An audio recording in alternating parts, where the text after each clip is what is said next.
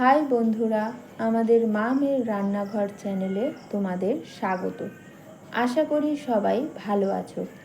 আজ তোমাদের দেখাবো চিকেন কারি। রান্নাটা করার জন্য প্রথমেই একটা মশলা তৈরি করে নেব।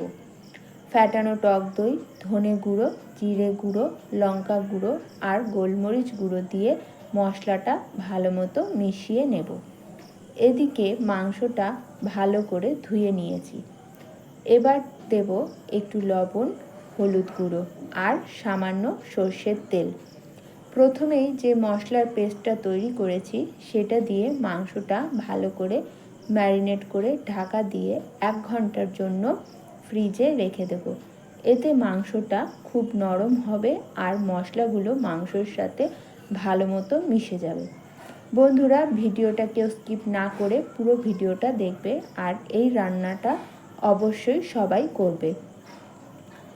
এদিকে আমি মাংসের জন্য পেঁয়াজ কুচি, টমেটো কুচি, রসুন কুচি আর আদা বেটে রেডি করে নিয়েছি।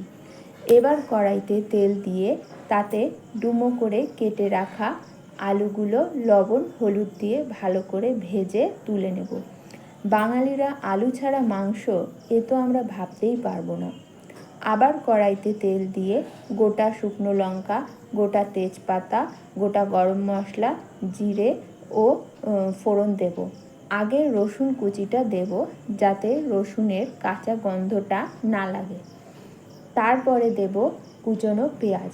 পেঁয়াজটা একটু ভাজা হলে একে একে দেব আদা বাটা, টমেটো কুচি, স্বাদ মতো লবণ ও হলুদ।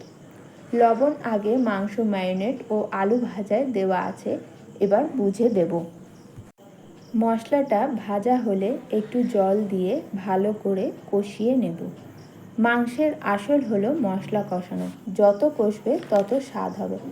দেখো আমার মশলাটা খুব সুন্দর করে কষানো হয়ে গেছে। এবার ম্যারিনেট করা মাংসগুলো দিয়ে মশলার সাথে একটু ভেজে নেব। চিকেনের এই রান্নাটা এত সুস্বাদু হয়, রুটি, লুচি বা ভাত এক নিমেষে শেষ হয়ে যাবে। মাংস থেকে একটু জল বেরোতে শুরু করেছে, এবার মাংসটা একটু চাপা দিয়ে সিদ্ধ করে নেব। মাংসর থেকে দেখো অনেকটা জল বেরিয়ে গেছে। মাংসটা আর আলাদা করে জল দিতে হবে না কষানোর জন্য। মাংসর থেকে যে জলটা বেরিয়েছে সেই জলেই পুরো মাংসটা সিদ্ধ হবে। আবার 5 মিনিট ঢাকা দেব মাংসটা সিদ্ধ হবার জন্য।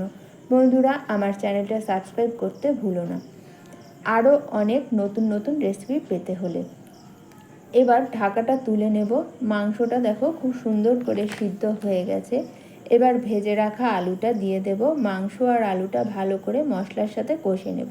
এবার কটা চিরা কাঁচা লঙ্কা দেব। তারপরে যে যতটা ঝোল খাবে সেই বুঝে জল দিয়ে দিতে হবে। ঝোলটা ফুটে ওঠা অবধি অপেক্ষা করব। ঝোল ফুটে গেলে তাতে শাহি গরম মশলা দিয়ে নামিয়ে নিলেই রেডি হয়ে গেল চিকেন কারি। ভিডিওটা কিন্তু লাইক করতে ভুলো না, শেয়ার করতে ভুলো না আর কমেন্ট তো অবশ্যই করতে হবে। আর এই রান্নাটা তোমরা অবশ্যই করবে। টাটা।